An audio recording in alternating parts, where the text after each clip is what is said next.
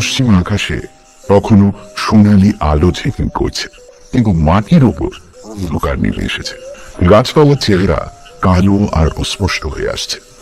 একটা পাখি যাদের বাসায় ফিরতে দেরি হয়ে গেছে, তারা অস্ফুট আশঙ্কায় কিচমিচ করে ডাকতে ডাকতে দুটো পাখা নেড়ে উড়ে চলেছে। একজন পথিক মাঠের ওপর দিয়ে হেঁটে যাচ্ছে, তার অবস্থাও অনেকটা ওই বিলম্বিত পাখির মতন। ভোর থেকে সে হাঁটছে, কিন্তু এখনো পর্যন্ত একটা গ্রামে পৌঁছতে পারল না। যে মাঠের উপর দিয়ে সে চলেছে, সে মাঠের ঘাসের উপর পায়ের চিহ্ন আঁকা সরু পথ নেই। শেষ পর্যন্ত মানুষের আস্তানায় পৌঁছতে পারবে কিনা তাও নিশ্চিত। তবুও সে আশায় ভর করে চলেছে, যদি রাত্রির গাঢ় অন্ধকার নেমে আসবার আগে কোন একটি পল্লীতে গিয়ে উঠতে পারে। পথিকের বেশভূষা অত্যন্ত সাধারণ। সে চাকরি খুঁজতে বেরিয়েছে। তার বাড়ি পশ্চিম বাংলায়, কিন্তু 11 দিন হেঁটে হেঁটে সে যে কোথায় এসে হাজির হয়েছে তা সে নিজেই জানে না। গান একটি ছোট্ট গ্রামে রাত্রি কাটিয়ে ভোর হতে না হতে এসে বেরিয়েছে, কিন্তু সমস্ত দিন চলেও কোথাও একটি গ্রাম পায়নি। দুপুরে এক অসভ্য গাছের তলায় বসে নিজের পোটলিতে যে শুকনো চিড়ে বাঁকা ছিল তাই খেয়েছিল। তারপর লাঠি ডগায় কুঁচি বেঁধে লাঠি কাঁধে নিয়ে আবার যাত্রা করেছে, কিন্তু পথ তার এখনো শেষ হয়নি। সামনের দিকে তাকিয়ে চলতে চলতে ওদিকে এক সময় ডাকনিকে ঘাড় বেঁকিয়ে দেখল খানিক দূরে কতগুলো গাছপালার আড়ালে একটা জায়গা চকচক করছে। ওদিক দাঁড়িয়ে পড়ল। সন্ধ্যার আবছায় তার মনে হলো যেন একটা মস্ত তীক্ষ্ণ পেশটায় তার বুক পর্যন্ত শুকিয়ে গিয়েছিল। সে আর দ্বিধা না করে পা চালিয়ে সেদিকে চলল। মনে মনে বলল, দিঘি যদি হয় তাহলে নিশ্চয়ই গাছে গ্রাম আছে। যাক, এই সময়ই আশ্রয় পেয়েছি। আর একটু ধুয়ে এগিয়ে এসে দেখল, হ্যাঁ, দিঘি পর প্রকাণ্ড দিঘি। এবার থেকে ওপারের বাঁধানো ঘাট ভালো দেখা যায় না। দিঘির কিনারায় বসে পথিক অঞ্জলি ভরে জল খেল। চোখে মুখে জল দিয়ে অনেকটা থামল হয়ে সে উঠে দাঁড়াল। দিনের আলো তখন আরো ক্ষীণ হয়ে এসেছে। দিঘির ওপার পর্যন্ত ভালো নজর চলে না। চমকার মনে হলো দিঘির ঘাটের উপর একটা সাদা কাপড় পরা মেয়ে কলসি করে জল নিয়ে তুলে চলো না। তখন নিশ্চিন্ত হলো যে কাছে নিশ্চয়ই গ্রাম আছে। সে তাড়াতাড়ি লাঠি কাঁধে ফেলে যেদিকে ওই মেয়েটি গোথুলির আধারে মিশে গিয়েছিল সেই দিকে চলতে আরম্ভ। দিঘির অপর পারে পৌঁছে সে দেখল সামনে এক সারি বাবলা গাছ, আর তার ফাঁক দিয়ে এক মস্ত গ্রামের অনেক চালাঘর দেখা যাচ্ছে। ওদিকে যখন ক্ষুধায় ক্লান্তিতে দেহ অবসন্ন, সে ভালো করে সব দিকে লক্ষ্য না করে সেই দিকে ছুটে চলল। যদি ভালো করে লক্ষ্য করত তাহলে দেখতে পেত যে মেয়েটি বাড়িগুলির দেয়াল অনেক জায়গায় বসে গেছে। ওপরে খড়ের চাল রোদ বৃষ্টিতে ঘষে পড়েছে, যেন কতকাল এসব বাড়িতে কেউ বাস করে। সমস্ত গ্রামটা সৌম্য চাঙ্গান করছে। সন্দেহ উত্তীর্ণ হয়ে যায়, তবু একটা বাড়িতেও প্রদীপ চলছে না। এসব কিছুই সে লক্ষ্য করল না। গ্রামের সদর রাস্তা দিয়ে ঢুকেই সে দেখল সামনে একটা বড় খোড়ো বাড়ি। সে গিয়ে দরজায় ধাক্কা দিল। জীর্ণ দরজা নড়বড় করে উঠল, কিন্তু ভেতর থেকে কোনো সাড়া শব্দ পাওয়া গেল না। তখন সে হাঁক দিয়ে বলল, কে আছো? একবার একবার বাইরে এসো। তবু সাড়া নেই। ওদিকে একটু আশ্চর্য হয়ে ভাবলো, তাই তো বাড়িতে কেউ নেই নাকি? তখন সে দরজায় চুনে একটা ধাক্কা দিল। দরজা খুলে গেল, কিন্তু তবু কোনো মানুষের পায়ের শব্দ কি গলার আওয়াজ পাওয়া গেল না। ওদিকে তুই ইতস্তত করে মাটিতে লাঠি ঠুকে গলা খাটারি দিয়ে আস্তে আস্তে ভেতরে ঢুকলো। ভেতরে ঢুকে একেবারে অবাক হয়ে গেল। কি বাড়ির উঠোনে হাঁটু পর্যন্ত কাঁটা গাছ আর আগাছার জঙ্গল। ওদিকে ঘরগুলো সব অন্ধকার। ওদিকে গা চমচম করে উঠল। এই বাড়িতে কি কেউ থাকে না? সে সাহসে ভর করে আর একবার ডাক দিল, বাড়িতে কেউ আছেন? এবার তার প্রশ্নের জবাব এলো। ওদিকে অন্ধকার ঘরের ভেতর থেকে কে যেন মেয়েলি গলায় বলল, তুমি? ওদিকের এবার সাহস হল। যাক, তাহলে বাড়িতে লোক আছে। সে বিনীতভাবে বলল, মা আমি যাত্রী, অনেক দূর থেকে আসছি, আজ রাত্রির জন্য আমাকে থাকতে দিতে পারবে? ওদিক থেকে জবাব এলো, পারবো, তুমি বসো। ওনায় বসবে। চারিদিকে জঙ্গল। ওদিক এদিক ওদিক তাকাচ্ছে। এমন সময় হঠাৎ দেখলো তার ঠিক সামনে একটি স্ত্রী মূর্তি দাঁড়িয়ে আছে। এমন আচমকা স্ত্রীলোকটি এসে উপস্থিত হলো যে পথিকের মনে হলো যেন ভোজবাজি। স্ত্রীলোকটির মুখ সে দেখতে পেল না, তার মুখ অহংকারে ঢাকা ছিল। সে তাড়াতাড়ি বলল, মা তোমাদের পুরুষেরা কোথায়? তাদের তো কাউকে দেখছি না। স্ত্রীলোকটি অহংকার ভেতর থেকে বলল, পুরুষ? পুরুষ কেউ নেই, তুমি এসো না। স্ত্রীলোকটির পেছন পেছন অধিক দাওয়ার উপর উঠল। দাওয়াটি বেশ পরিষ্কার। সে পুঁটলি নামিয়ে খুঁটি ঠেসান দিয়ে বসল। স্ত্রীলোকটি বলল, তুমি সমস্ত দিন কিচ্ছু খাওনি, নিশ্চয়ই খিদে পেয়েছে। ঘরে ঠান্ডা ভাত আছে, খাবে? অধিক খুশি হয়ে বলল, তাহলে তো ভালো হয়, আবার রেঁধে খেতে গেলে অনেক দেরি হয়ে যাবে। সত্যি বড় খিদে পেয়েছে। ঘুমটা থাকা মেয়ে মানুষটি এতক্ষণ তার সামনে দাঁড়িয়েছিল, অবশ্যা অদৃশ্য হয়ে গেল। অনেক একবার সেই দিকে তাকিয়ে রইল, তারপর ধর্মর করে উঠে দাঁড়ালো। তার বুকের মধ্যে করতে লাগলো। পুরো বাড়ির মধ্যে একই অলৌকিক ব্যাপার। সে বাদামে কিনা ভাবছে, এমন সময় দূর থেকে আওয়াজ এলো, চলে যেও না, তুমি অতিথি, না খেয়ে কেরোসের বাড়ি থেকে যেতে নেই। অনেক আবার বসে পড়ল। তার পা দুটো এমন কাঁপছিল যে সে আর দাঁড়িয়ে থাকতে পারল না। পরে পাতে ধাবা হাতে করে স্ত্রীলোকটি এমনি আশ্চর্য ভাবে তার সামনে আবির্ভূত হল। আলাকানা তার সামনে না রেখে বলল, নাও খাও। তারপর দেয়াল ঘেঁষে বসল। অন্ধকারে থালায় কি আছে ওদের কিছুই দেখতে পাচ্ছি না। কম্পিত স্বরে বলল, একটা পাটি নেই? জবাব এলো, বাড়িতে তেল নেই। হয়ে পথিকের গলা বুঝে এসেছিল। তবু সে থালায় যা ছিল তাই তুলে মুখে দিতে লাগে। কিছুক্ষণ সব নিস্তব্ধ। অধিক কলের পুতুলের মতন খেয়ে যাচ্ছে, কিন্তু তার সমস্ত অন্তরাত্মা পড়ে আছে ওই কাপড় ঢাকা স্ত্রীলোক দিকে। তাকে ভালো করে দেখতে পাচ্ছে না। মাঝে মাঝে সন্দেহ হচ্ছে হয়তো বা আবার অদৃশ্য হয়ে গেছে।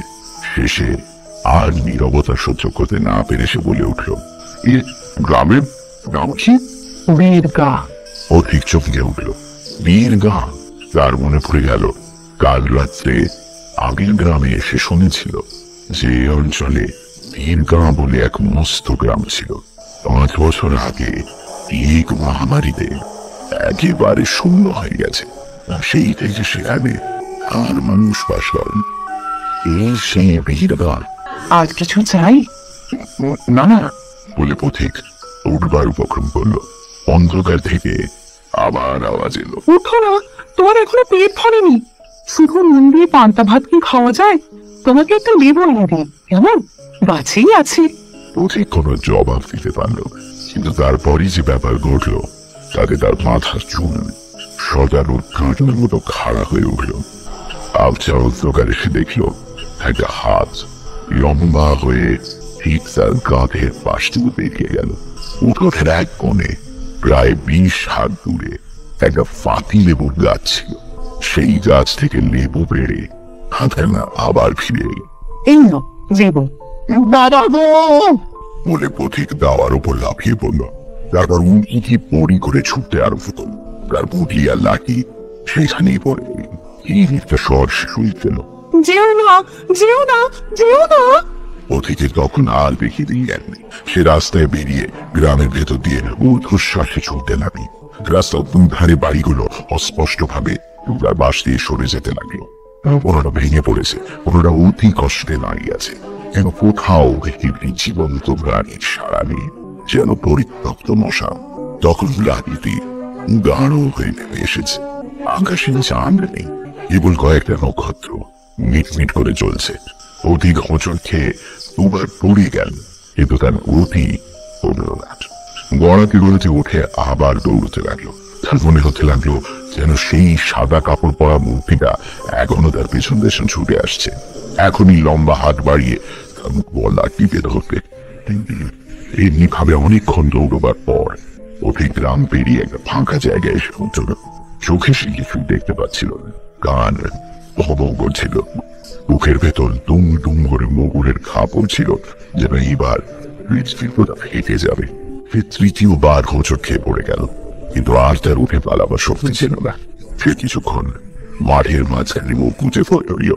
এইভাবে পড়ে থেকে হৃৎপিণ্ডের উন্মত্ত স্পন্দন যখন একটু কমে এসেছে, তখন সে মুখ তুলে আস্তে আস্তে উঠে বসল।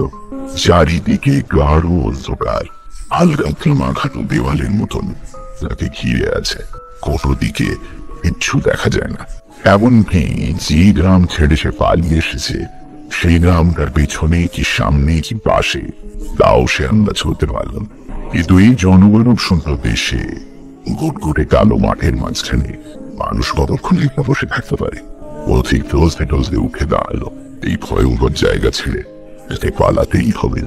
একটা দিক ঠিক করে সে যতদূর সম্ভব কত চলতে লাগে। সে বেশি দূর তাকে যেতে হল। 5 মিনিট চলবার পরই সে মানুষের গলার আওয়াজ শুনল। অধিকের মন আশায় ভরে উঠল। সে ভাবল দৌড়াতে দৌড়াতে নিশ্চয়ই কোন লোকালয়ের কাছে এসে পড়েছে। সে আগ্রহ ভরে কান খাড়া করে সেই শব্দ যেদিক থেকে আসছিল সেই দিকে চলতে লাগল। শব্দের দিকেই তার লক্ষ্য ছিল, তাই তার পথ যে ক্রমে ঢালু হয়ে নিচের দিকে নেমে চলেছে তা সে খেয়াল করল। ছোট ছোট বাবলার চোখে তার গা ছড়ে যেতে লাগলো, পিটতে লাগলো। ক্লাংশ অগ্রাহ্য করে শুধু শব্দ লক্ষ্য করে চলে চলল।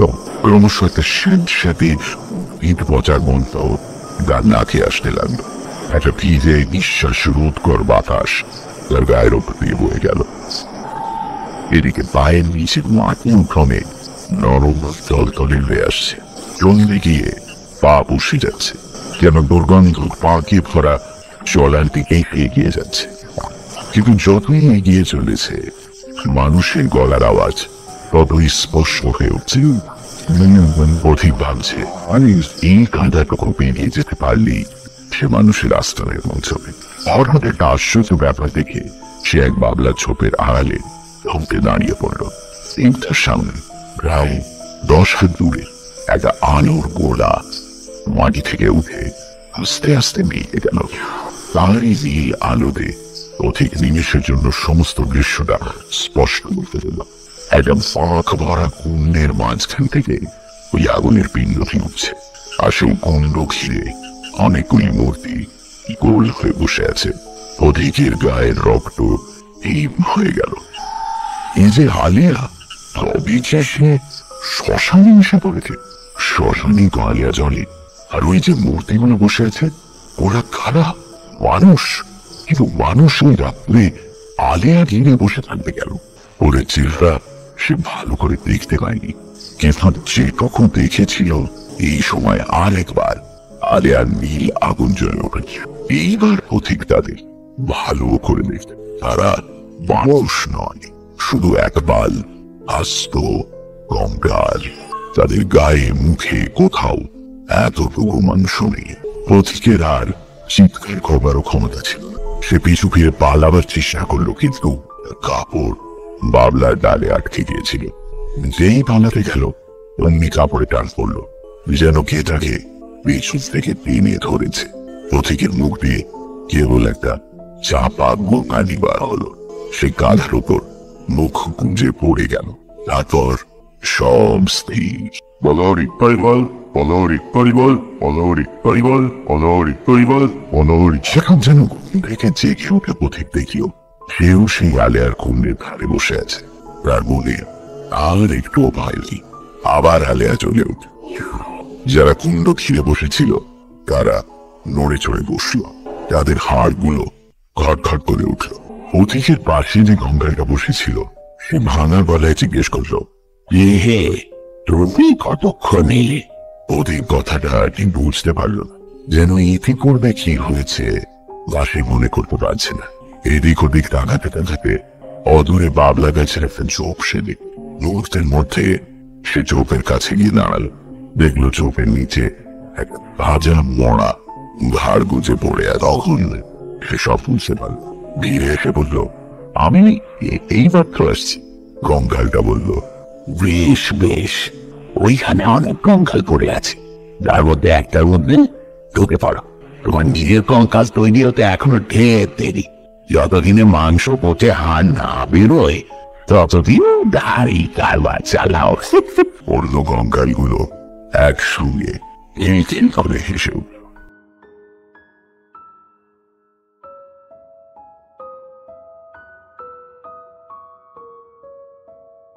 I can feel it.